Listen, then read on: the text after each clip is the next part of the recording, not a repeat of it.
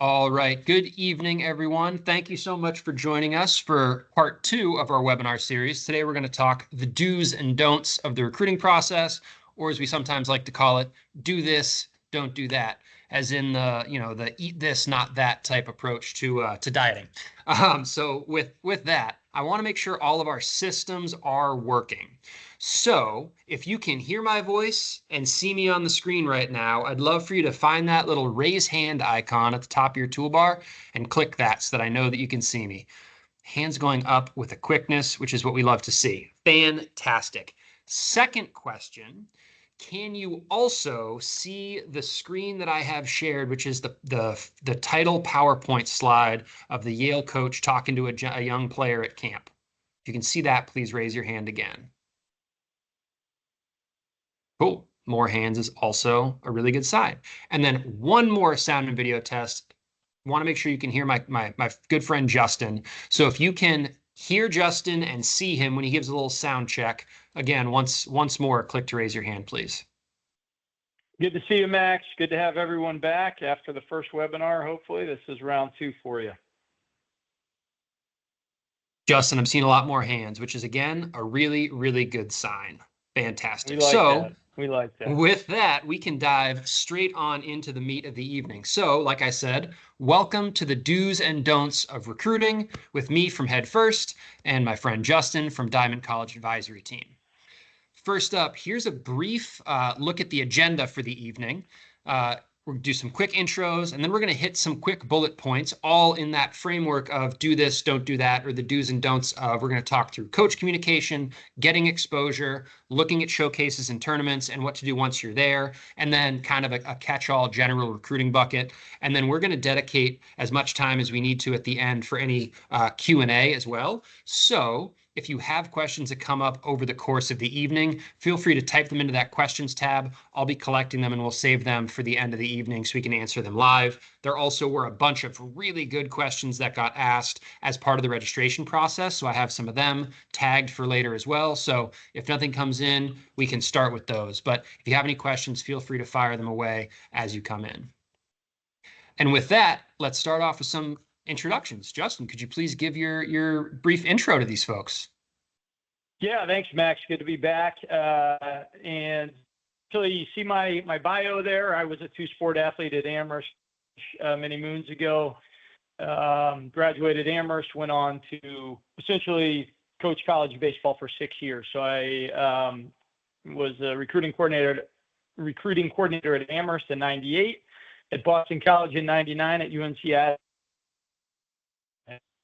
University from '01 to '03, and then Headfirst hired me for 6 great years to run their college advising program, help with the honor roll camps, coach an 18 and under team, and help with their gamers little league organization that was their own. And then in 2011, I started DCAT, Diamond College Advisory Team, which is now in its 15th year. So essentially, this is the 21st year of doing college advising. I think 26, 27 of coaching. I still coach in Europe every summer for 11 or 12 days, which is awesome. So anyway, great to be here and looking forward to diving in tonight.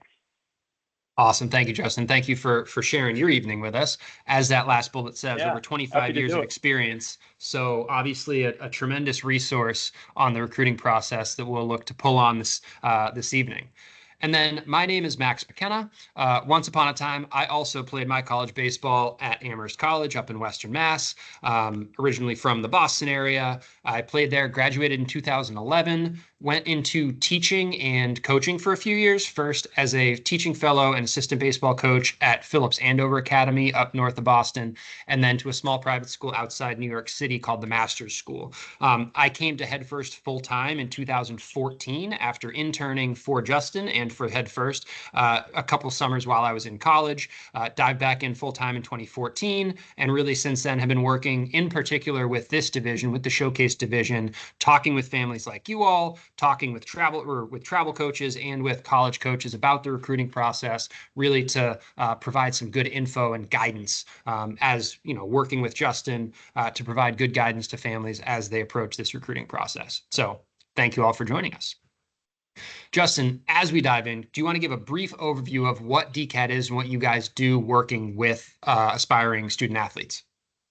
Yeah, absolutely. I'll give the very quick synopsis. If you want to check out my website there, you can. But essentially, we are an advisory program or service where we act as personal coaches for student athletes and their families through all facets of the recruiting process from A to Z, teaching what to, how to, when to, why to do, all that needs to be done to maximize college options and get to a great holistic fit. Holistic, a word that Max talked about in webinar 1 a couple of weeks ago, very important one, but that is the nutshell. And we work with players, student athletes all over the country and have, for 15 years.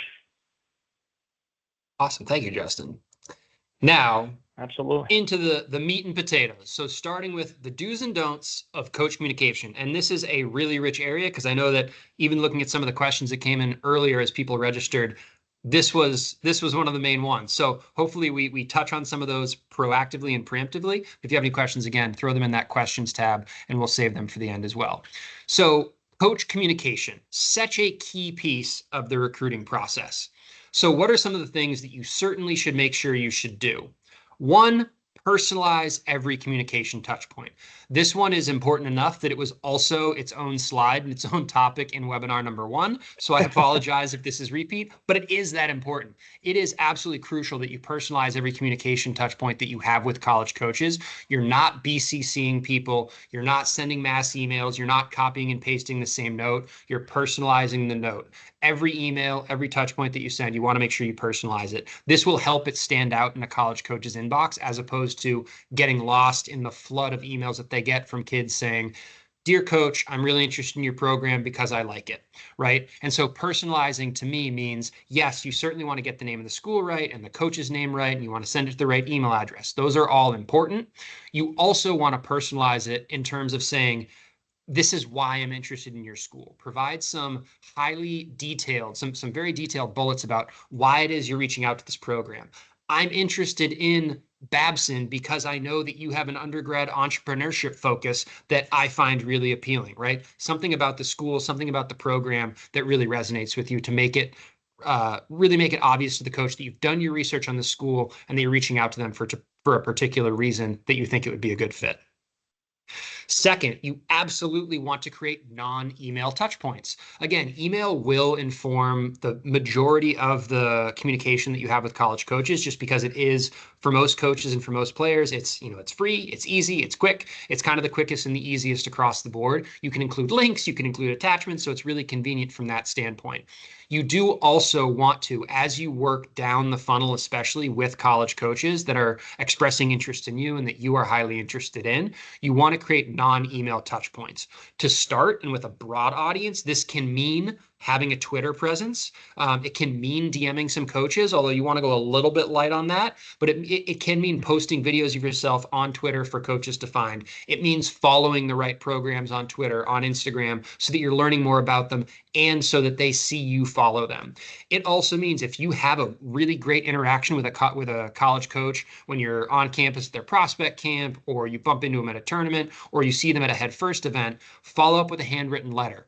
The benefit of a handwritten letter is that people don't really do it that much. So whereas email inboxes are really crowded, those campus mailboxes sometimes aren't, right? And so you can stand out that way, and it is inherently personalized. So coaches know that you took that time to go out of your way. You hand wrote it. It's only for them. You found the address, you found the stamp, you put it in the mailbox, and all those things that really speak to you going out of your way to express interest in that program.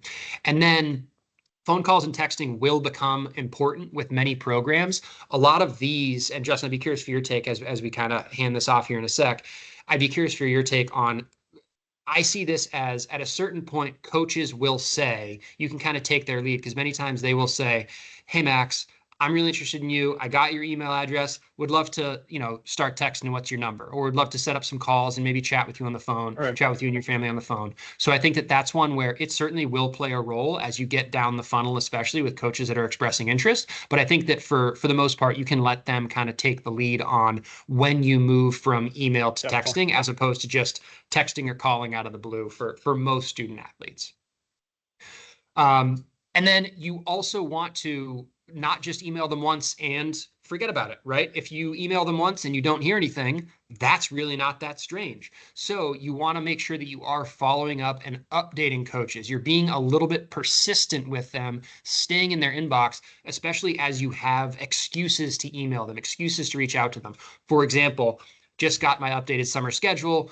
Wanted to see if you're going to be at some of the same tournaments or events. I just got an updated transcript at the end of this coming semester. I just got a new test score. I have a new video. There's a lot of reasons that you should follow up with coaches. And it's a lot of these are good reasons to create an excuse to email a coach who you haven't heard from in a while, or maybe who hasn't replied to some of your earlier messages.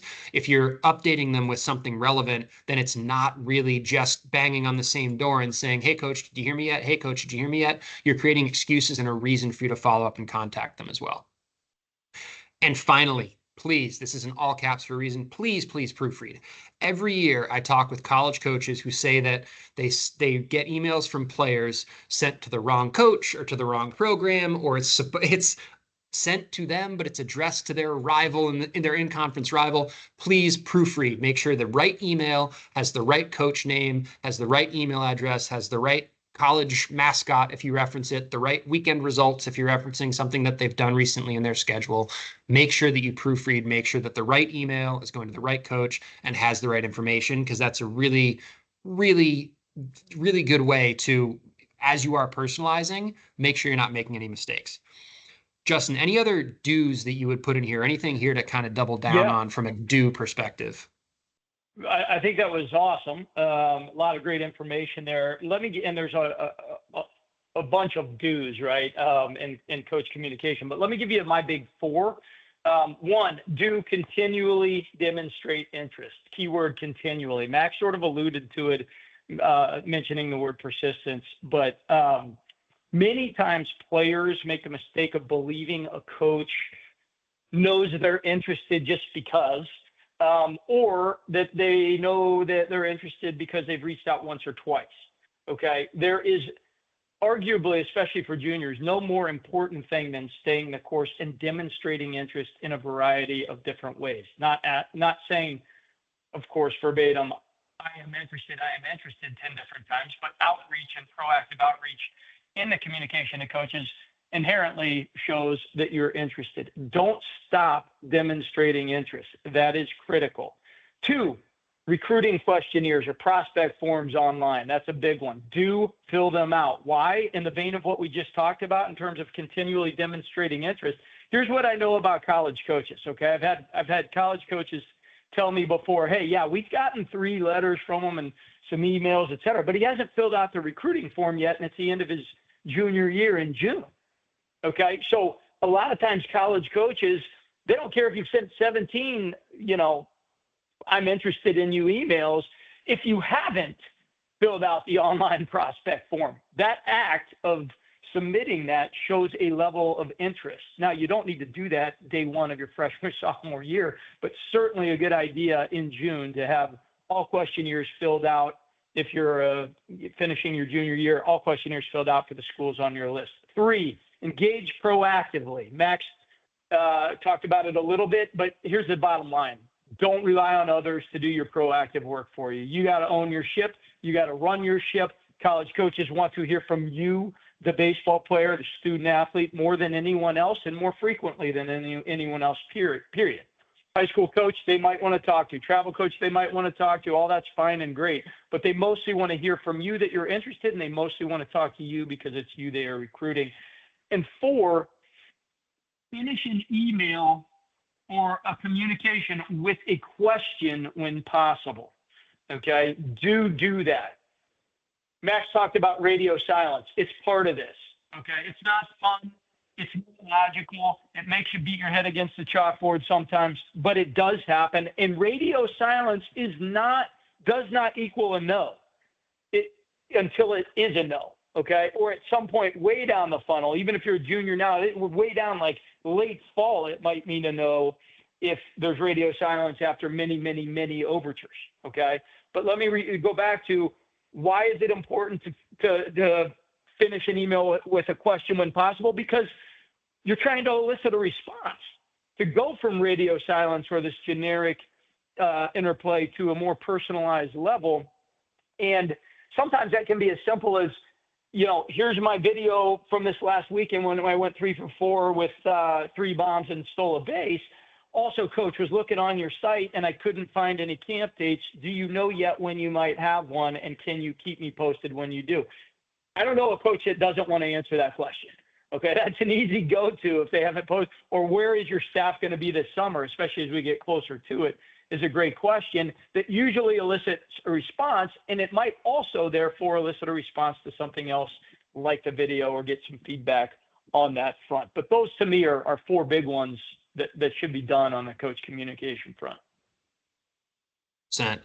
And you'll notice that the don'ts here mostly are the reverse of the do's, right? So do personalize Very every technical communication touch point. Don't mass email, don't mail merge, don't BCC, right? Those are great ways. Like that doesn't show a coach that you're interested. That does not express your interest in the coach, right? They don't want to get a mass email. They want to know that the person that they're emailing with has done some research and is interested in their program and knows something about their program in particular.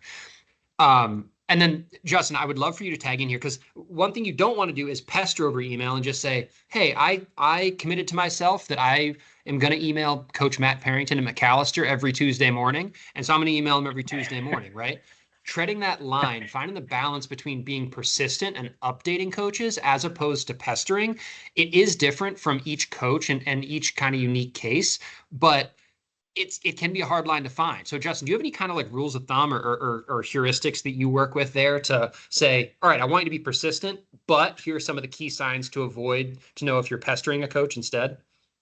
Yeah, I mean, to echo Max's point there for a second, it is a very fine line, and one that we help all of our advisees walk, of walking the line of persistence versus annoying, or as Max likes to use the word pestering. But you never want to cross over to annoying. You always want to stay persistent. So what exactly does that look like? I'll tell you a quick quote from Calvin Coolidge first on persistence, which is nothing in this world can take the place of persistence. He said many, many years ago. And in the recruiting process, I would argue that is very true, right? Which is you have to persist, but every Tuesday, Coach Pear, whoever, not a good idea. Generally speaking, okay? If you're a junior right now, my junior's in the 26 class. Again, this is very important in terms of what year you are, because 27s, this does not apply. But 26 is, okay, every 2 weeks, 10 to 14 days at this point for the next few months is the rule of thumb. In my definition, is persistent without being annoying, okay? Once every month isn't enough. There's too much going on. You're in season. You got year-end grades coming up. You might have SAT score updates.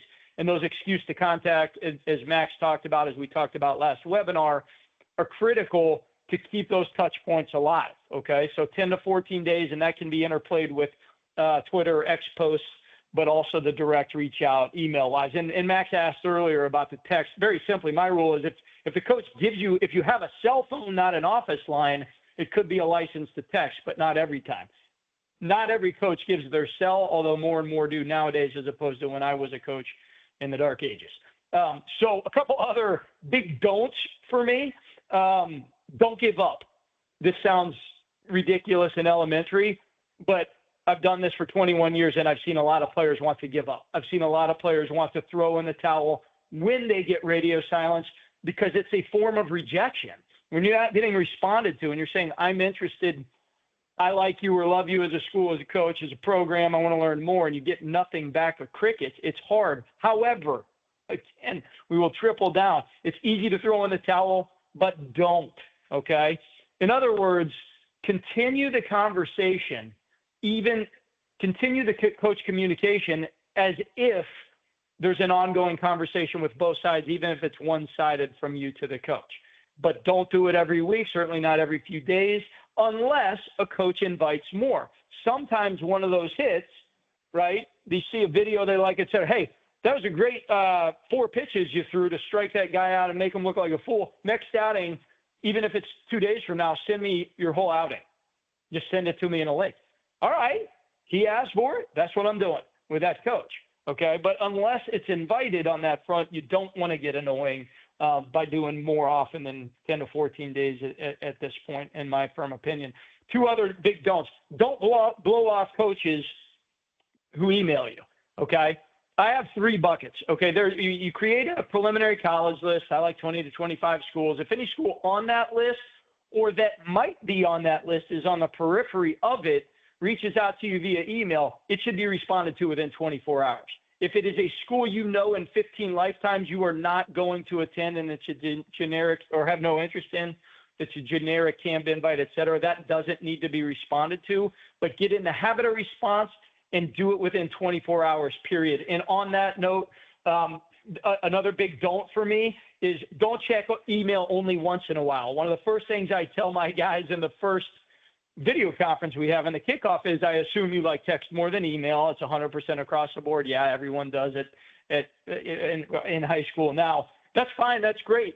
Do not go forward without checking email every day, even if it's a cursory glance at the end of the day to see if there are anything from college coaches that need response. I have literally seen that destroy recruiting processes even as early or as recent as this fall, because kids are going 3, 4, 5 days without responding, and coaches who are ready to make offers move on to something else that's right there. A couple other big don'ts for me. Don't send an email echoing what Max just said to the wrong coach at the wrong school. Send it to where you intended. When I was a head coach at Shenandoah University, I took over the job in 2001. There were 3 piles of letters, emails, et cetera, I got. The first was to dear coach, generic. That went in the trash. Don't give me generic, as Max said, personalized. Not interested. Okay. The second was dear Coach Kronk, congrats on the job. Okay, they've done their research. They know I'm hired. Sweet, I'll read that one. And the third was dear Coach O'Neill, who had taken a job at UNC Pembroke. I really want to come play for you. To which I want to respond, well, you're going to have to follow him to UNC Pembroke because he's not here anymore. That goes in the fire. Okay. So very important on that. Couple others. Do not send laminated wrestling photos from when you were 12 because that actually happened to me when I was a head coach. And it sounded specific enough that I thought there was probably a story.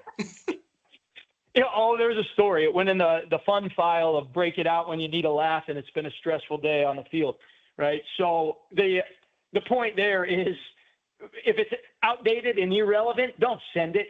Right. If it, I have a lot of kids mid-year saying, oh, I'm going to send something from July. You mean when you were 18 pounds less, right? Where you were a totally different player? Not helpful, not a good idea. Always show the present, especially going forward. And then lastly, don't try to make sense of this recruiting process for baseball as an algebraic equation to be solved. I say it all the time. This is a nonlinear path. In most cases, A plus B does not equal C in most cases here. Yes, objectives matter, metrics matter, data matters, all that matters, but baseball will always have a huge subjective element to it, which is coach and school and program dependent, right? What one coach sees and wants, another one doesn't, right? Or doesn't need, right? You might be able to play.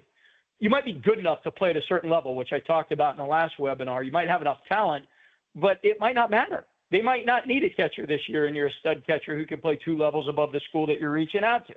Okay? So don't try to make sense of it that way. Recruiting process, however, positive note here, can always change on a dime. We've talked about radio silence. We've talked about how it's tough to not be responded to, and that sucks. It does. But here's the deal. I've seen a lot of that radio silence because of persistence immediately hinge on a dime where a kid's been nowhere for weeks or months with a school. And all of a sudden, let's jump on a Zoom with your family and offer comes. And the kid's head spinning. And he and I and the family are going, what gives? Are you kidding me? But that's the point. It only takes one outreach to change this whole process on its head. But you can't get there if you just assume, oh, they're not interested because they don't respond, or I've reached out 3 times and I guess I'm good. Bad idea. So those are my don'ts, Max.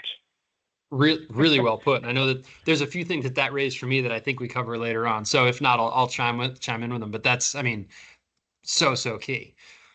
Next, the do's and don'ts of getting recruiting exposure. So when it comes to getting recruiting exposure, one thing that we talked about in part 1 is that as a high academic student athlete, if you are targeting selective admission schools that are these kind of high academic programs, your exposure has to look different. The same opportunities that can get you in front of LSU and Mississippi State aren't the same ones that are going to be able to impact your recruiting at Yale and Tufts, just to pick two random examples on each side of the fence. So when we think about getting recruiting exposure, here's what we kind of talk through. One is you do need to proactively and actively seek out and plan for opportunities that give you the exposure you need. That is guaranteed exposure and access to the schools on your list. And this is, as I think will keep being a theme in this talk, everyone's plan looks different. So it doesn't make sense to compare your plan or your process to your teammates or to your friends who have totally different aims in this process, right? As Justin said, the transitive property works great in math. It does not apply to the recruiting process. If X, then Y doesn't always work here. And certainly if you have different aims than your teammates who are looking at Power Four conference type programs, their plan to get recruited to those programs should look different from yours if you're looking at Ivy, NESCAC, even the Duke, the Northwesterns of the world. The plan there has to look different. So you need to actively seek out and plan for opportunities that put you in front of the coaches that you need to see at the right time, and with an opportunity to not only play in front of them and in the passive voice be found or be seen, but also find yourself in those programs, actively engage face to face with those coaches so that they can get a sense of not only who you are on the field, but also who you are off the field, who you are as a person as well. Justin, anything there on the do's that you want to chime in before we turn over to the don'ts here? I don't think so. I like how you covered that. I'll jump in with the don'ts here. All right, here we go. You nailed it, Max. You nailed it. So yeah, I mean, the first bullet there, Max just pretty much talked about it, but I think when you're talking about recruiting exposure, recruiting process, et cetera, it's a really poor idea to not be in the driver's seat. It's okay to have a supporting cast, your parents, those who help you, advisors, whatever, coaches, but passivity is a killer. It gets you nowhere. And if you're passive when it comes to a plan for summer exposure, right, it's really not a plan at all. Right? You have to have an intentional plan with regards to what you're going to do in the summer. And that to me is critical. Do not assume that college baseball coaches will find you. This is a big one, okay? One of the things I've long sort of hated to hear come out of professional scouts' mouths is, if you're good enough, they will find you. Okay, pause, time out, and just know. Maybe professionally, yeah, if you're a pro-level player, i.e. the top half of 1% or less in this country, that's different. And a scout can say that because there are area scouts who are assigned to go find the talent, and their job is literally to find them, okay? However, college coaches, okay, that doesn't work in this space. We talked the last time about how this recruiting space has changed so much. You have to work at it. Don't assume they will find you or the boat's going to pass you by, because the simple fact is you ain't that good, all right? You might be good, but you're not that good to where you can afford not to work at it. In fact, about a month ago, I heard a Power Four coach talking in a podcast from a great baseball power, and he said, here's the bottom line.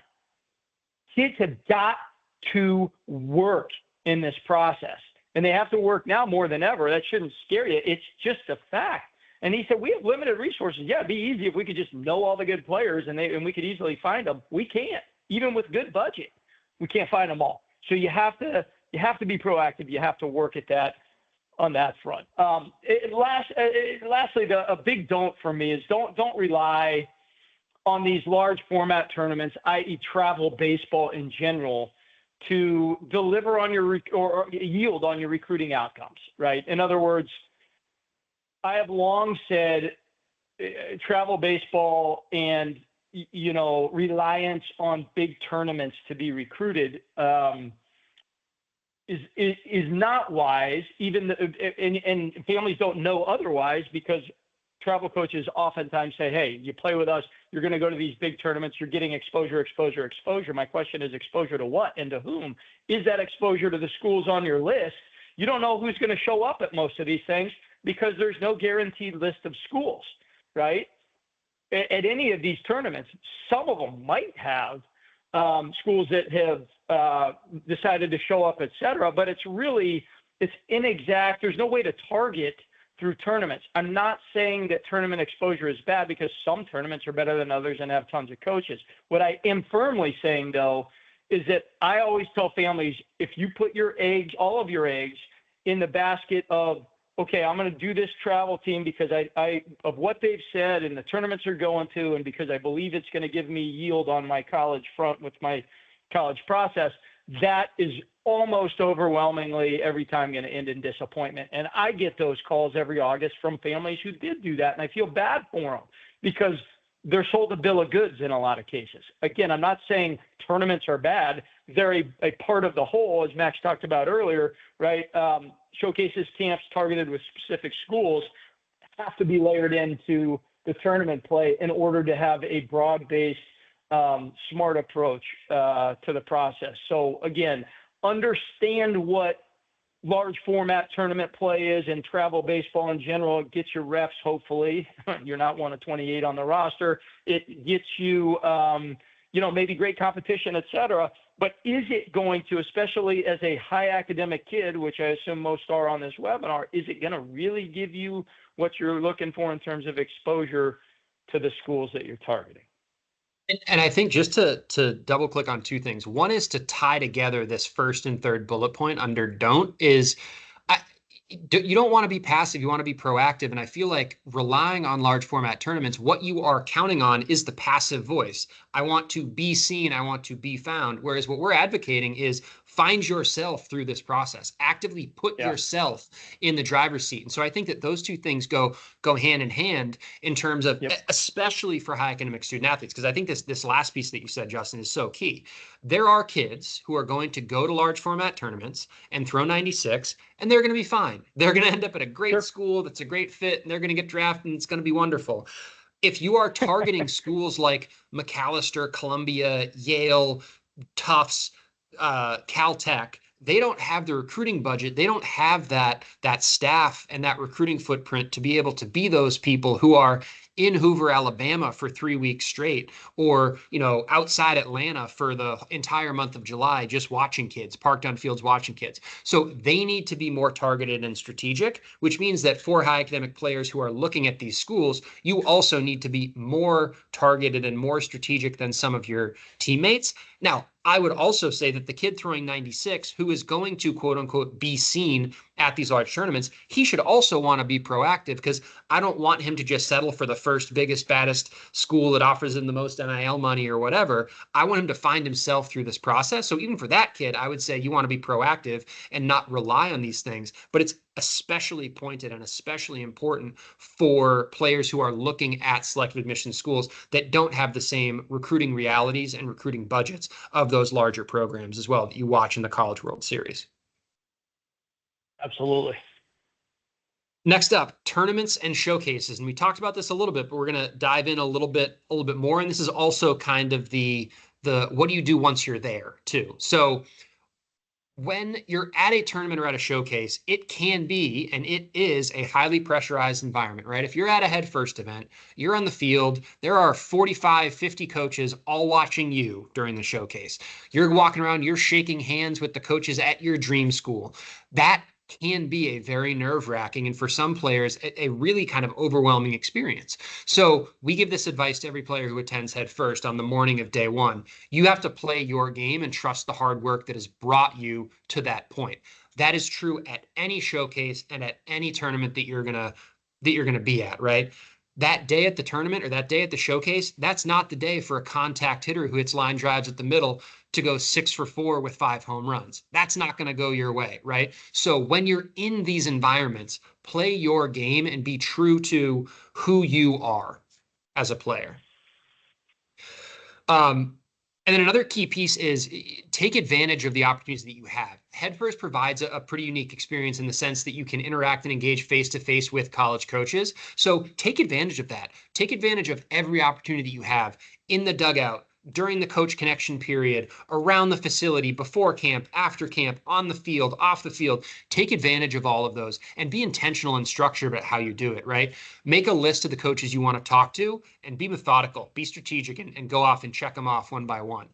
And do your research on schools before you talk to them. If you see an energetic coach on the other field and you say, I don't know that much about Grinnell, but I like the look of Coach Hollabaugh over there, really shaping his kids up. I like the way that he coaches. I need to go talk to him. Let me pull out my phone and do some quick research on Grinnell and find out that it's in Iowa and that what conference it plays in and how they did the last few years and, how long he's been at the school and what sort of school they are. Are they an engineering school? They're a liberal arts school. Do your research on schools as and before you talk to them so that you can really genuinely express that interest in a program as well. Justin, in advance, I know that this is something that I think a lot about and that we've put a lot of time and effort into in terms of preparing Headfirst players for. But I'm curious, in advance of a showcase or tournament, what else do you talk to your players about? Like, what do you talk them through to prep them and to make sure they understand as they head into some of these recruiting scenarios? Yeah. So as you can imagine, I'm always at, hey, I'm going, how do I prepare? Right? What do I do? It's nerve wracking. You're in front of coaches, et cetera. As Max talked about, you got to ultimately, when you're there, trust the hard work that's brought you there. But I go straight to simplicity because here's the bottom line. If you're in an event and you're nervous, your muscles are tight. They are not fast firing, therefore they are slow firing, which means you're not going to perform physically at the level you want. So how do you begin in advance of a showcase to maybe counteract those nerves? You remember the Sandlot. That's what I tell them. What does that mean? If you haven't seen the movie The Sandlot and you're a baseball player or the parent of one on this, go watch it. Okay. The Sandlot is all about the joy of the game. It's one of the greatest baseball movies really, because it's all about fun. This is how we have, what do we do after we go play baseball? We go to the Sandlot and we just play. And this process is so fraught with stuff. It's fraught with rules and, stuff, some of which is valuable, like targeted exposure events and so on and so forth, or player development, but some of which is not. When you're going into a showcase, if you can get yourself to remember the Sandlot and remember your relationship with the game of baseball since you started playing it and why you play it, which is because you love it, it's going to help relax you. And then you don't put extra pressure on yourself when you get there. Also, before and during an event, I firmly say this to my guys: understand that projectability, which we talked about last time, how you project as a player, even if you're not fully there now, always trumps perfection at showcases.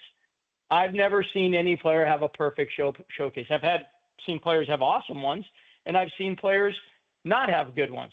Why is that so important, though? Because you have to understand, guys, that college coaches often view you as players through a very different lens than you view yourself. How you judge your success at a showcase is often how many hits you got, or did you throw 2 runners out in a game, et cetera, or did I go 4 for 4? Coaches don't care about that in a lot of regards. I've had kids come to me at the end of Headfirst or whatever feeling decimated because they went 0 for 4 and 6 of their schools just saw them and they'll never be recruited. And I'm like, dude, I just saw you hit 4 lasers all over the field. Rockets that were caught happened to be right at them. They don't care what your average is at a showcase or a tournament. They cared that you got barrels. You found barrels and you smoked baseballs and you had quality at bats and you hustled and you did those things that they're looking for, right? On the flip side, maybe you get your hits, you hit a double in the gap and you pimp a double and it should have been a triple. That's not a good look. You might think, hey, good on me, while the coach is going, he should have had a triple. I don't like that. Okay. So the point there again is you guys often see yourselves through very different lenses than college coaches who are trained to recruit and look at very specific things. Okay. So one other big do for me at an event is, ask for feedback. Okay. It is how do you do that? Like if you got 150, 200 kids at a showcase, it can be tough to, I mean, you don't just go up and say, hey, what did you think? If you know that, if you aren't sure if the coach saw you, but I like players to go up, like at Headfirst, you got a few games to play, go up to the coaches in your dugout before and say, hey, you know, it'd be awesome if you could tune in, watch me a little bit, and let me know if there's anything within my game that you think I can improve on. Coaches love that because it shows coachability. It shows that you want to get better as a player. And it also helps focus them in on you where otherwise they might not have focused on you. Okay. And then, you know, later in the process, not necessarily at the camp, players can start to ask coaches if they see them as a potential fit for their program, et cetera. But I think that it's important to take that, you know, as Max talked about, the opportunity to engage face-to-face with these coaches. One thing, Justin, just to double down on the point about the projectability is, I think that one thing that I say to families a lot that I think resonates is all these coaches are there watching 15, 16, 17-year-olds. They're getting a 2-day snapshot of you as a player. They don't care how you play. Like, they don't care about your results on those 2 days. This is a slice in time that they are using to say, okay, I watched this 16-year-old in Fairfax, Virginia on June 30th, and this is what he looked like.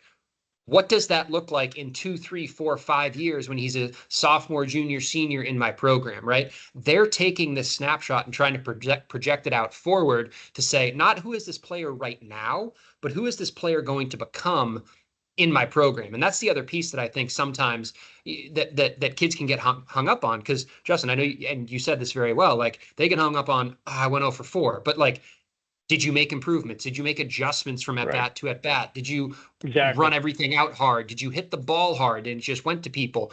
All these things are what coaches are looking for, because they're not asking you to step onto their campus the next morning and produce for their program, right? They're saying, who is this player going to be with a little more meat on their bones, or a little more height, or a little more development? They're looking at who this player is becoming. Exactly. Justin, you want to, yeah. Yeah, diving into some don'ts. You know, don't play someone else's game. Again, we just talked about, you know, be who you are.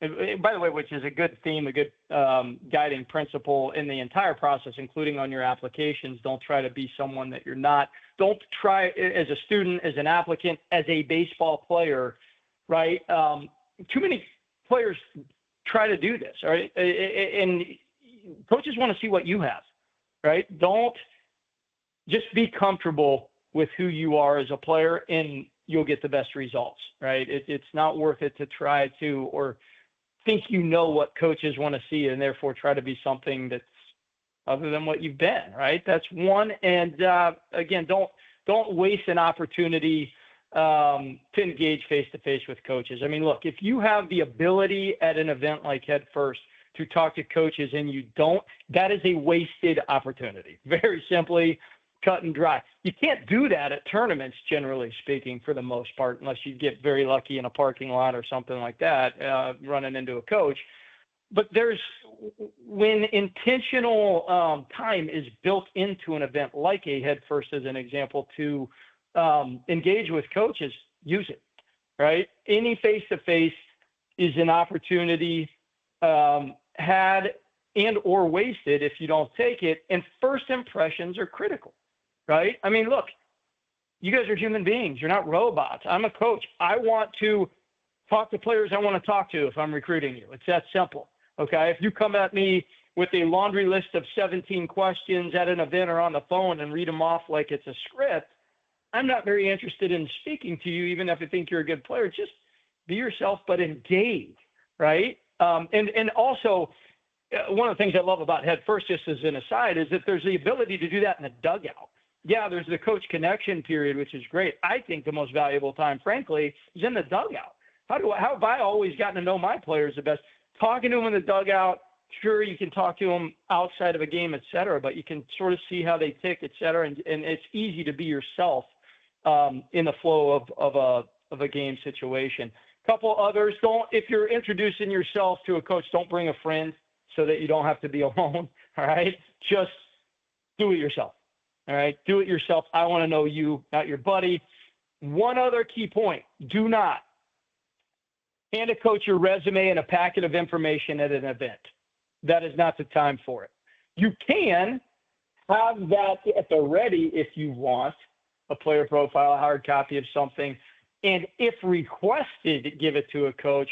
But trying to throw in their face, hey, here's my resume and all this cool stuff I've done in pictures while they're trying to evaluate hundreds of kids is, we'll say, frustrating, to put it mildly. It doesn't fly. Okay, so don't think that you're being proactively on it there. That's actually going to have a counter effect if you do that.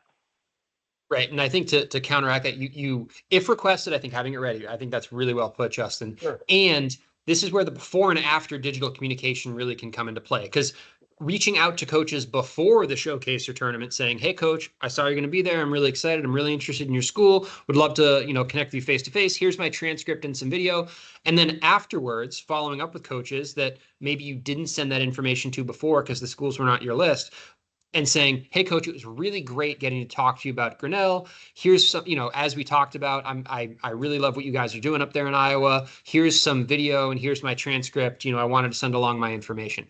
Use that before and after as a way to make that communication more manageable and more convenient for coaches, because you want to make sure that, they're getting what they need from you, but also when they need it, right? And not at a time that doesn't work for them to process and store that information. Absolutely. All right, now some general recruiting Q&A, and I know that we're at time, and I know we're gonna keep going. We are recording, so if you have to jump off to catch some must-see TV, or you're already missing Jeopardy or whatever it is, certainly feel free. We'll be recording this and posting it. I'm missing the Celtics game. I get it. Are they on? I got to watch them. Let's go, baby. All right. Exactly. Go Seas. So general recruiting, and this is a catch-all, so it's kind of broad, and we're going to kind of spin through this fairly quickly, ideally, so that we can get to the Q&A. But one thing that I will continue to say, and I've said it, and we dedicated a significant amount of time on part 1 of our webinar series 2, but what you are selecting for is overall holistic fit. You are looking at the school as a whole, and baseball is a piece of it. What is the size of the school? Is that going to set you up for success? Where is the school? Do they have the major you're looking for? What's the cultural fit, both on the team and on campus? So that is what you are selecting and solving for. And I always want to put that out first and foremost, put that right at the front, because it is so important. And I do think that going through this college process, this college selection and recruiting process through a baseball lens does sometimes conflate those things, where you're thinking you might lose sight of the school first. You might lose sight of the academics to some degree. You might lose sight of the other pieces of school fit and think, what's the best academic school that I can play baseball at, without necessarily thinking, what is my life and experience going to look like on that campus? So I never want people to forget that, so I continue to bring it up, which means you also need to make sure that you are researching schools thoroughly and keeping an open mind about schools, right? If you say,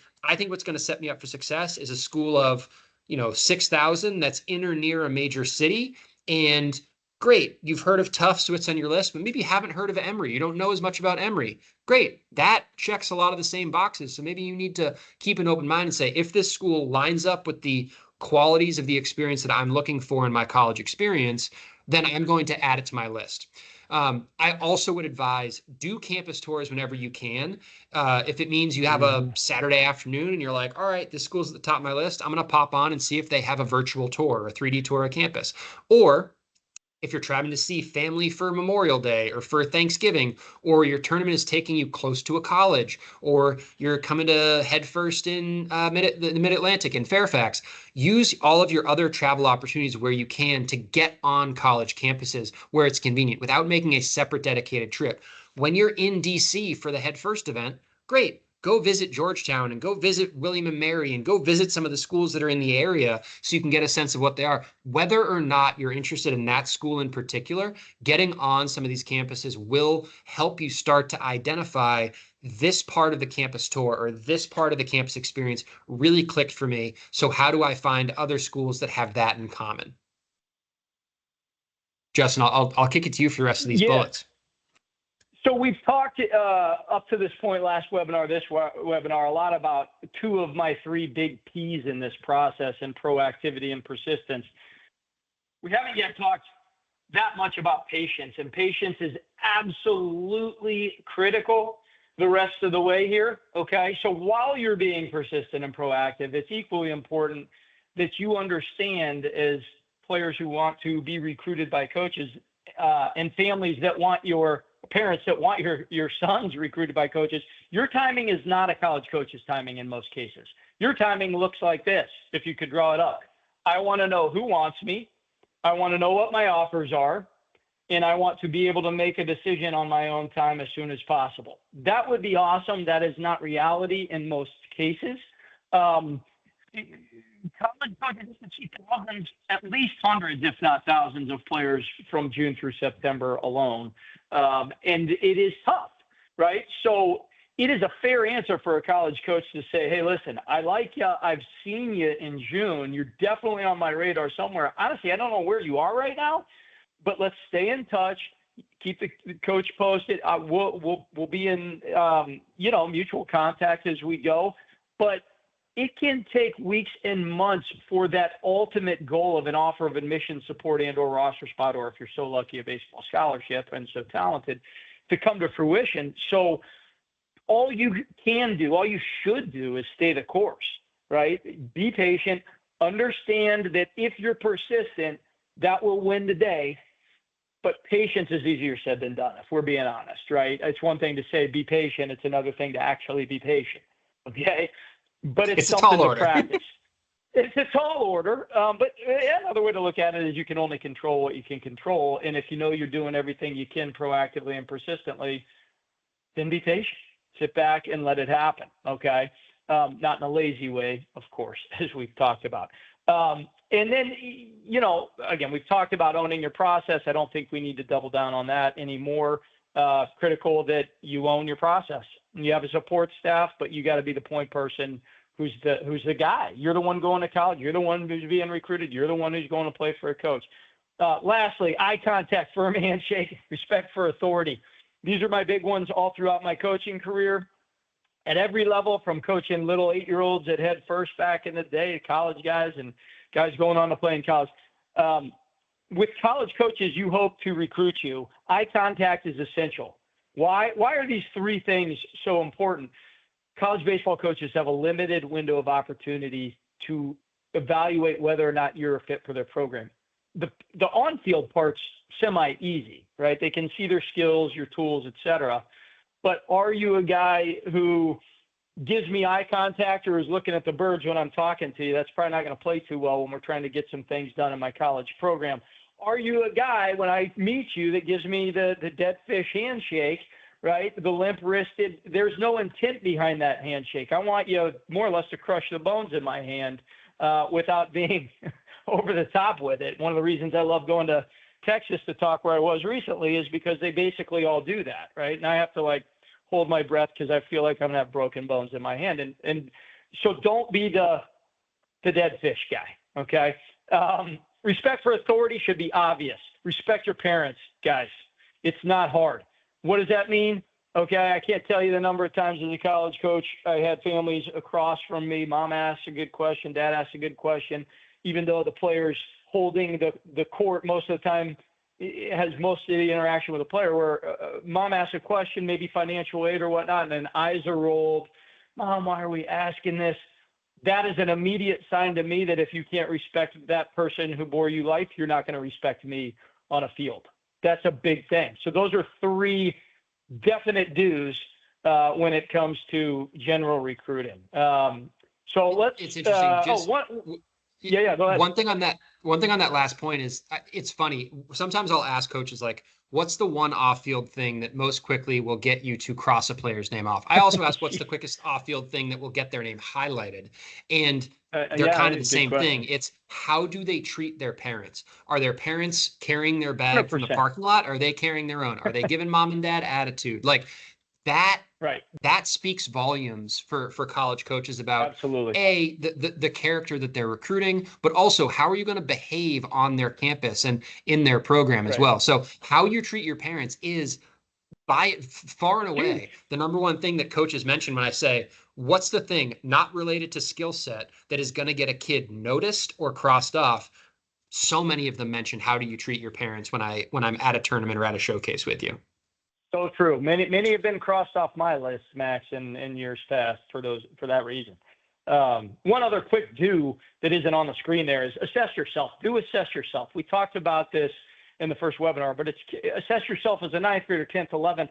Reassess yourself in terms of where you are ability-wise, what those who know how you project at the next level are saying. Assess that. Assess your priorities.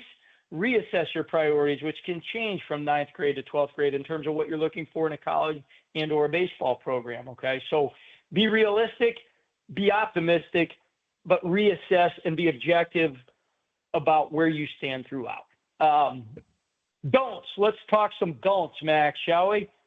General things I do not like in this process, things I would recommend you avoid to be more successful in it, generally speaking. Don't have D1-itis. What is D1-itis? Simply defined, it's going through this whole process with one goal and tunnel vision that says the only thing I care about is going to play baseball at a Division I program. It's fine to maybe want a Division I program, and it's certainly fine to have schools on your list that are Division I schools if you project at that level, okay? And even if you project at that level, the point, again, is that it's a process. It's a college process. The goal should not just be play Division I baseball. So don't do that. Don't try to shed the D1-itis, in other words, okay? Because D1-itis is blinding, and it's crippling, and it's limiting in terms of what you might experience. Do not compare yourself to others in this process, especially with your timing. Your timing is unique unto you. People always ask, what's the timing of the process for juniors and some? My answer is always, it totally depends on the ability level and the projectability level of the ball player in question. Some are Power 4 type players. Some are great NESCAC bound type players at the Division III level or everywhere in between. If you compare yourself to others' processes, try to deduce where you should be because of where others are. It's a slippery slope to insanity. It's not productive. You're going to be taking 3 steps back just to take 1 forward. Okay. So don't compare. Your process, as we've talked about many times throughout these 2 webinars, is unique unto you. And that's what you should be focusing on. Don't be a couch potato. Don't be passive. Enough said. We've talked about it. We know you want to be the opposite of passive, which is proactive. Do not be one of the majority, the 92, 93% in my estimation, who only cares about baseball and not school. Okay, so there's D1-itis, which is very myopic in its scope and its view. All right, and then there's, hey, you know what? All I care about is just baseball. I don't care what level I play at, so I don't have D1-itis. It's cool. I just want to play. Yeah, well, what about the college experience that Max talked about very well? What about those 4 years besides baseball? God forbid you choose a team just for baseball. You get there as a freshman, you tear your ACL or you have Tommy John.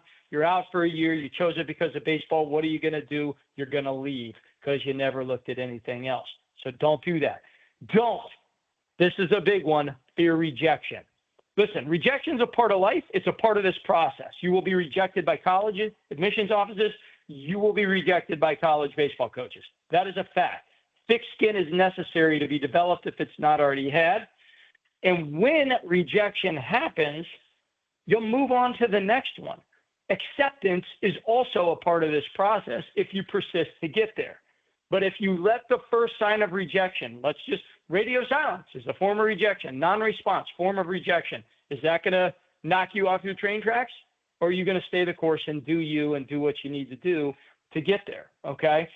Rejection will happen. Expect it, embrace it, deal with it, and know again that acceptance will happen as well. Lastly, don't have regrets or leave anything on the table. Okay. We've talked about the bullet right before. Don't assume coaches and programs will find you, but regrets. I always tell kids, you don't want to be a regret guy. What does that mean? Okay, we all have regrets. we're being honest, we all have a lot of them. All right. However, more specifically, you don't want to get to the end of the road, let's call it into summer after your junior year or whatnot, and know that you didn't do everything in your power to create opportunity, to maximize your college options. Do not leave that on the table. You don't want to be the regret guy and looks in the mirror and goes, if only I would have worked harder to get that A- instead of that B+. If only I would have worked harder instead of being on doing video games 3 hours a night after I'm done with my homework on my baseball. If only, if only, if only. That's a regret guy, okay? Listen, if you do everything you can do, no one's going to ask you to do more. No one should ask you to do more. But at the end of this process, if you can get down the pipe and say, hey, listen, I gave everything I had to this, let the chips fall where they may, you're going to feel pretty good about things, and you're not going to have regrets about what you didn't do to try to get to where you want to go, okay? So for me, it's control what you can, right? Push yourself to maximize your options, working as hard as you can in the classroom, in the weight room, and on the field. Last, overall from Kronk, do's and don'ts, I will sort of sum up what we had last time. Do understand and be aware of all the changes in NCAA recruiting at the Division I level, really at all levels, with the transfer portal and roster size and scholarships and dates, and understand that that makes it tougher for you as a high school player. All right, that's the real truth. However, do not assume, I said it in the first webinar, assumption is a killer. Do not assume that just because it's tougher, just because the transfer portal drives us nuts and is confusing and creates more competition to be recruited, just because the rules might be changing every week, every month, every day, it seems like, driving college coaches, you, me, everybody nuts. Just because of that, don't assume that you can't get to a great outcome, because you can and you will if you persist and you believe that. You got to stay the course. Oh, that's a great one to end on. Do be aware of it, but don't let it drive everything about what you're trying to do.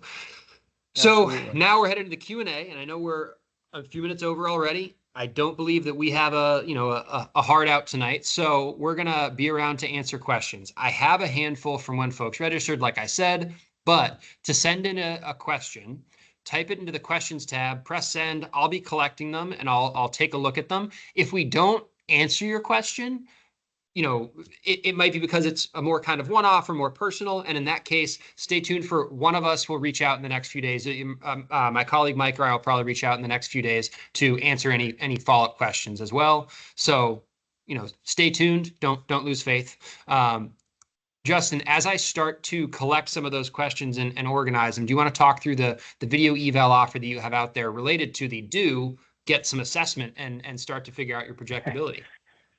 Yeah, absolutely. So if you were on the first webinar, you're already aware of this. If you aren't, I will tell you what it's about. So basically, if you were interested in me getting on the phone with you, setting up a call for 20 minutes or so to discuss my evaluation of you as a player with you and or your parents, simply email me a couple clips. Again, as you see on the bullet there, it doesn't have to be professional grade quality, as long as I can tell what I'm looking at. Whether if you're a hitter, a couple swings, a couple ground balls, whatever, a couple pitches.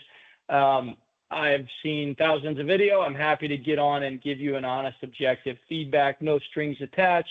And it may, so we can set that up. I've extended, as you see on the bottom there, it was May 1st last time. I've decided to extend it to May 15th, in part because I'm going to be gone for a couple days at the beginning of May into April.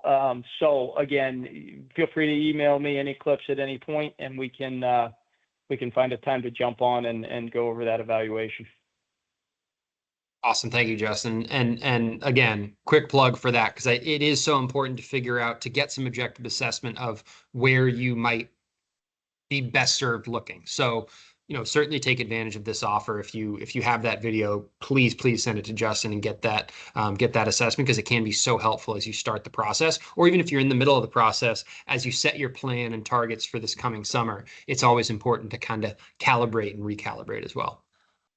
Now, I'm going to leave this screen up as we answer questions because this is certainly not your only first, last, or only chance to get your questions answered. So I'm going to leave this up here so you can take down anything that you find relevant. You can reach out to us by email, give us a phone call, check out our website, follow us on Twitter and Instagram, and then same thing with Justin and the DCAT team. So I'll leave this up as we move over into the questions now. So Justin, some good ones came in, like I mentioned beforehand. So we're going to start with some of them. Yeah. Um, All right. Dealing with the disadvantage of having a short list of high academic schools and programs that are too far away for regular visits to watch games, to be watched by those coaches, or to stay in personal touch. We aren't getting email responses. What do we do? Yeah. So, I mean, the first thing in a word I would say is diversify, right? It sounds like there has been some diversification in terms of potential outreach. But it's always good to use different mediums to try to reach college coaches if they're not responding. So, email, as Max has talked about, is probably going to be the most often used. Should I call or should I text? Definitely on the call, and we'll go back to that. Text, yes, if you have a cell number, okay? Obviously, if you don't, it's going to be pretty hard to do that. I don't know if anyone's figured it, is that good of a sleuth.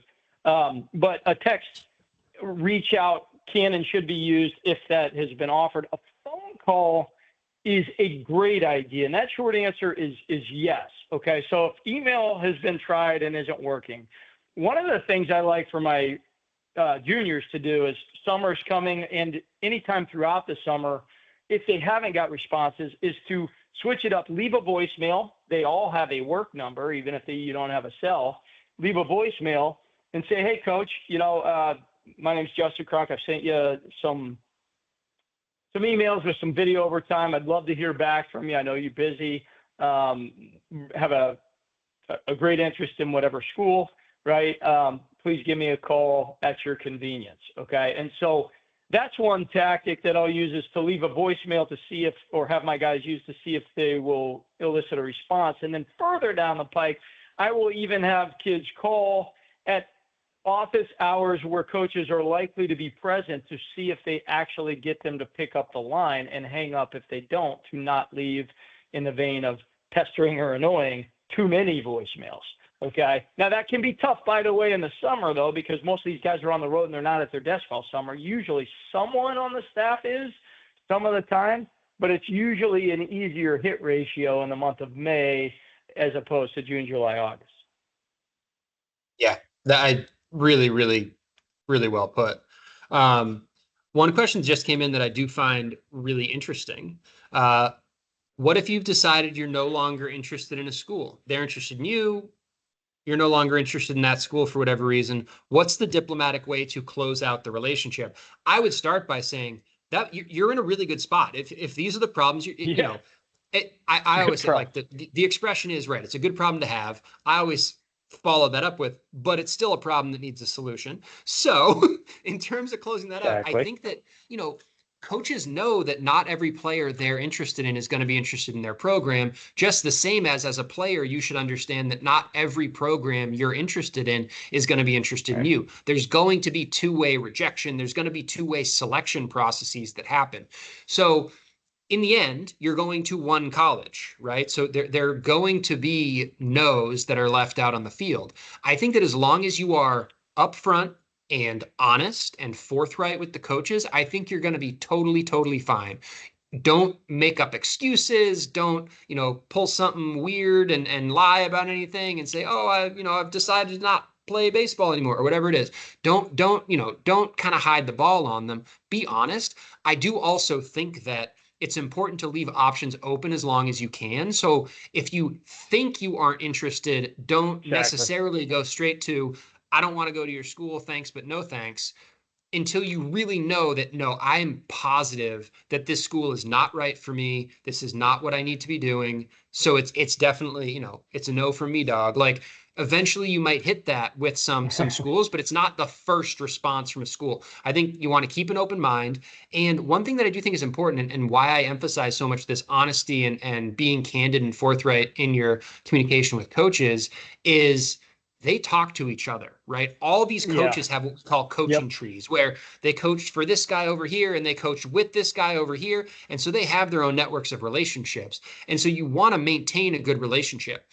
Being Saying to a school, hey, I think you're a great guy. I really like your program. I'm not interested. I don't think it's the right fit for me, doesn't burn that bridge and doesn't then have any impact on that coach being willing to say, hey, do you hear about this McKenna kid? Like, he wasn't interested in me at Vassar, but I think that he could be a good fit for you. There are ways that those can actually improve your recruiting. So I think as long as you're honest, I think you're pretty good. Justin, I'd be curious your add on your thoughts there. Yeah, I think you're spot on. I love Max's response there. And I was going to add the last portion of what you said, which is keep an open mind, because there's different levels of not interested. There's not interested at all, and no chance, and no planet, and no lifetime, and no world. Okay. At the heart of it, we don't want to waste, I'm speaking for the student athlete, the player, you don't want to waste the college coach's time. At the same time, you don't want to, as Max very nicely laid out, you don't want to prematurely cut the head off of the option, right? Maybe you don't like it as number 16 on your list compared to number 4, but it still might be an option, so keep it alive. But when and if you know it's a no, you should tell a coach. Example, I don't know, 6 years ago, I've been doing this a long time. I had a kid in Denver, Colorado, who was essentially being heavily pursued by Louisiana State. He's a straight A student and had no interest in the school. They loved him. I mean, the kid was a Division I player and ultimately did go Division I, but the school was just a no. So I'm like, okay, there's no harm, no foul in having a first conversation, et cetera, which he did. Well, they put the pressure on him. They started, hey, you got to come down for a visit. And then I have a Zoom with the kid. I don't know, a few weeks later, he's like, I'm going to go down and visit. I'm like, why? You already know. Is there a 1% chance you would entertain LSU, Louisiana State? No. Okay, then why are you going to waste their time to make them feel like you might actually have interest when you know you don't? That's an example of where you say, again, thanks for the interest, appreciate you and respect your program, what you're doing. It's just not a fit for me. Best of luck. I'm focused on other schools. But that statement, while critical to say when it is a case, should not be said, as Max said, in my firm opinion, until you know that. And you might want to make sure. It's easy to say that if you have a firm option. If you have an offer from a school you like, I mean, if we could draw this up like we wanted, right? The only offers you get are from schools that you love. Well, a lot of times I've worked with kids who have offers from a baseball standpoint, and they don't love the school. And it's like, okay, well, at what point do we let them go? And that, again, it's individually specific, but it shouldn't be done until it is firmly known. That's a good question, Max. I thought that was a good one for both of us. I like that one. To answer. I like that you one. largely answered it. I just chimed in. I mean, we're a team. We're a team, We Crocker. are, buddy. Just like the Celtics, who are going to hopefully get it done, Max. Get it done in 4. One that came in early that I'm going to toss straight to you, Justin, is what camps or showcases provide the best exposure? Obviously, I have a horse in this race. So, and what type of social media presence is best? And so it's actually kind of a 3-parter. And how heavily involved should parents be in the process? That wasn't something that we talked a lot about tonight, other than saying we did kind of like putting student athletes at the forefront and in the driver's seat with parents as more of a kind of support role. So I think we talked through that fairly well, but especially on those first two, social media and then what camps and showcases when you're working with players provide those best opportunities. Yeah, I mean, for me, camps and showcases that provide the best exposure have this going for them. They list the schools who are going to be there that actually come. They allow the coaches at those schools to have intentional interaction with players during the camp, and they allow the coaches to actually scout, engage, and work with players. Okay, Headfirst does all those things. All right, it's why I'm still proud to have been to every Headfirst camp since 2004, even though I only worked full time from 2004 to 2010 with them, because they've always done that. And sure, maybe it's a plug, but it's also the truth. And anyone who's gone to many of these events, as I had before I was hired by Headfirst, by the multitudes recruiting for Boston College or whatever, they do it the best. They have all factions considered. The organization is great. And frankly, I haven't seen another one that is as good. There are some others that are good that are alike in the veins that I talked about. But more specifically, what you really want to watch out for, I think, are, and I will name no names, but if you do some digging, I don't think it'll be hard to find. Some coaches, some showcases have a great coaching list, but their coaching lists do all the work because they have no staff of their own. Again, something Headfirst does well is hire very good, capable staff so that the coaches don't have to think about or worry about anything other than doing their job, recruiting players, and giving a great product to the families. So you're getting that from the coaches, you're getting that from Headfirst, et cetera. There are several showcases that hire coaches and they are hitting the fungos and they are throwing the BP, and therefore they are missing players on that field that they want to be seeing because they are forced to be doing those things for the event to run. And that can cause a lot of, well, we'll just call it stuff. And it can cause a lot of resentment too when a family spends money to go get seen by coaches that don't even fully not all of which get to see them in some cases. And again, I can't stress, well, one other piece there. Okay. There are some showcases. In fact, one company I know had a lawsuit brought against them by a client of mine, whose mother is a lawyer, because they promised, 26 coaches to be at the event, and 12 of those or so showed up. Okay. And then they wouldn't give the money back when they didn't deliver. And thus we had a lawsuit that, needless to say, that showcase company did not win. So it can get nasty. But I think those for me are, there is no, not some showcase companies, camp companies, provide zero value whatsoever. They're complete garbage. Others provide some value within different ranges. I would challenge that there are very few that do it on every level, like Headfirst, simply put. And the other question, social media. Oh, yeah, go ahead. Yeah. No, go ahead. Forgot there was another question. Social media presence, which is best? I simply say this. I think we may have said it before. X, Twitter is a must.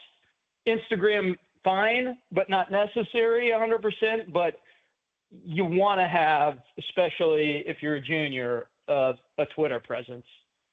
Yeah, and I think that mostly it's keeping that feed updated, not daily, but at some regular cadence with video, I think is the main thing that you wanna put on there, is have a feed that has some of your most recent video. As soon as you have video game footage, load it up there so that it can be one kind of scrolling video feed, because coaches do use Twitter to on that, especially on the video. They will find the players that follow them. They'll go to their profiles. They'll scroll through and look at video. That's one of the most common uses that I've heard college coaches and recruiters do is so follow the programs that you're interested in and be posting some video, and have a complete profile, like have your name, email, GPA, test score, whatever, like have as much information as you need to have in your bio so that coaches can get all that info very quickly. I think those are the kind of quick hitters there. Interestingly, so one thing that you touched on, Justin, a follow-up question came in while you were talking, that I'll kind of chime in on from our perspective.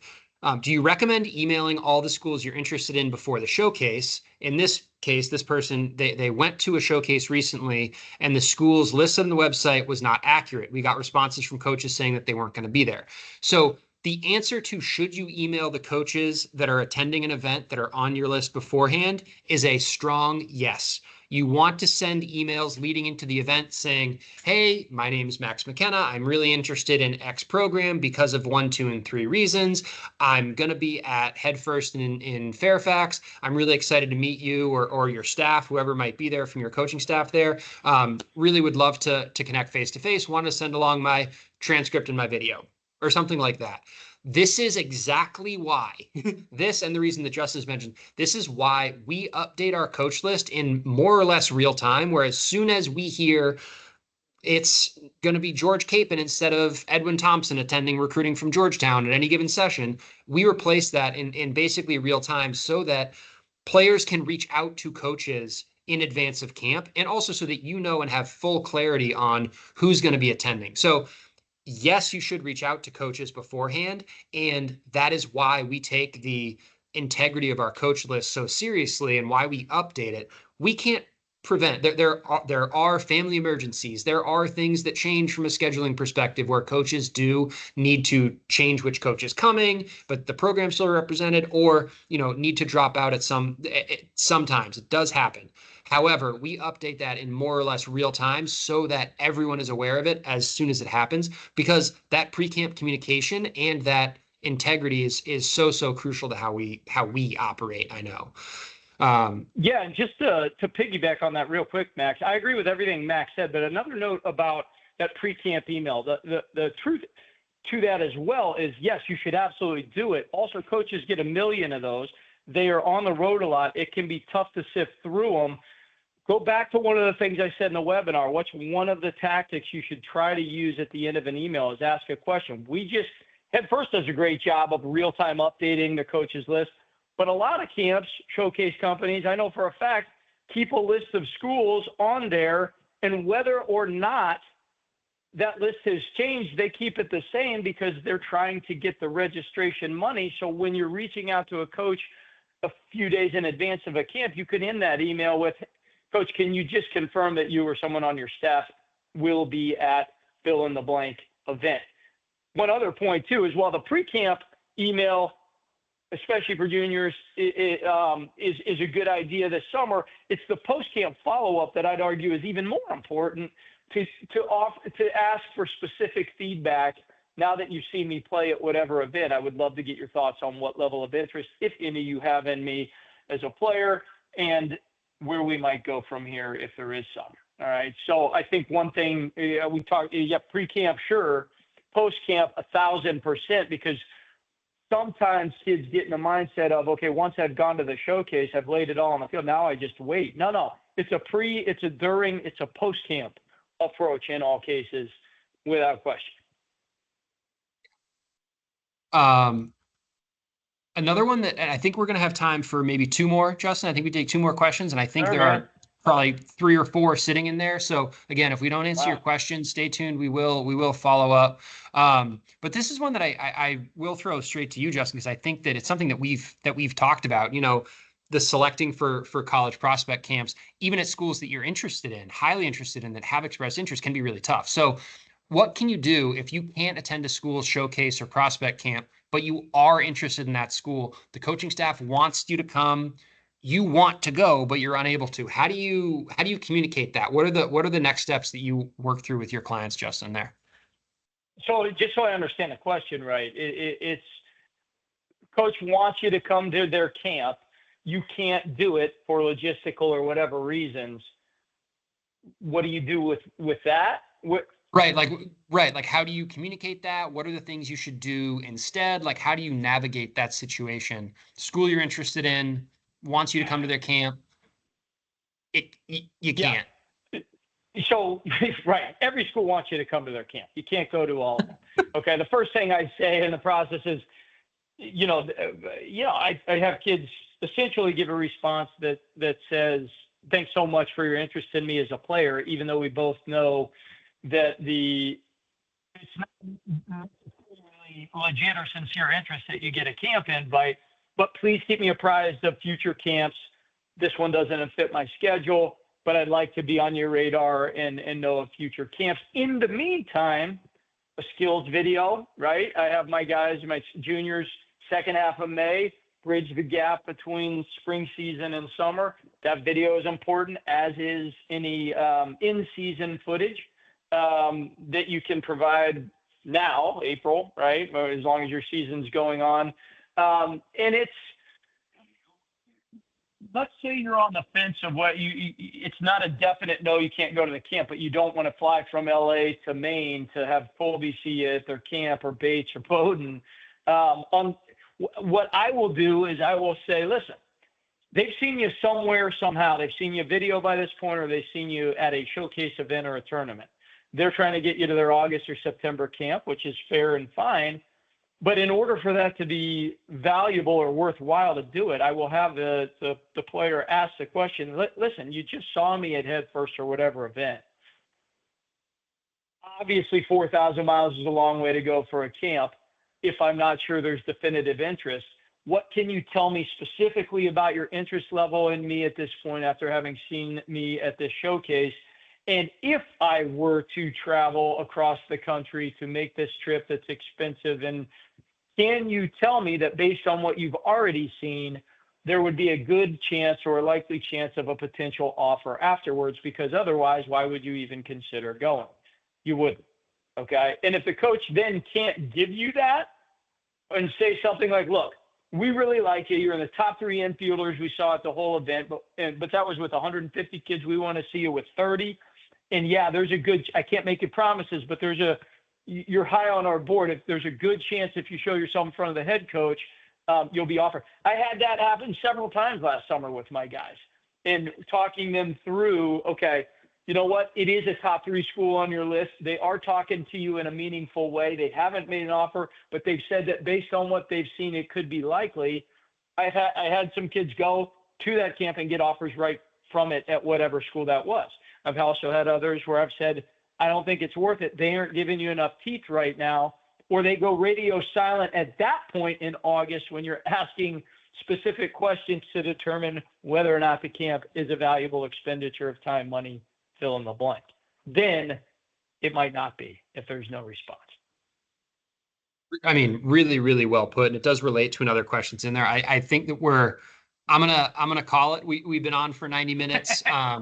Now, again, if we didn't get to your question, and Will, it's a great question. Steve, another great question. We're gonna reach out. I'm gonna pull all the questions from this, and Justin and I will talk about kind of how to divvy them up and who's the right person for the follow-up conversation. So if we didn't get to your question, we will answer it. We'll send you an email, give you a call, whatever works, and we'll kind of continue the conversation there.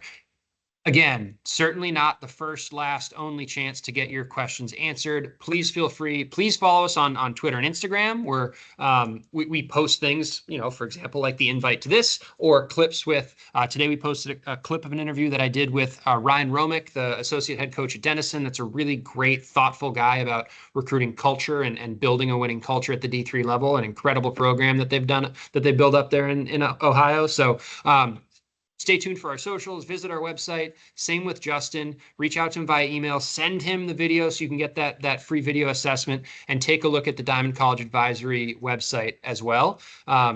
Thank you all so much for joining us this evening. We really, really appreciate the time. Justin, thank you for spending your Wednesday night with Max. us. Always a pleasure, and my we'll man. be posting this and sending it around. So thank you all for joining us. Thanks, everyone.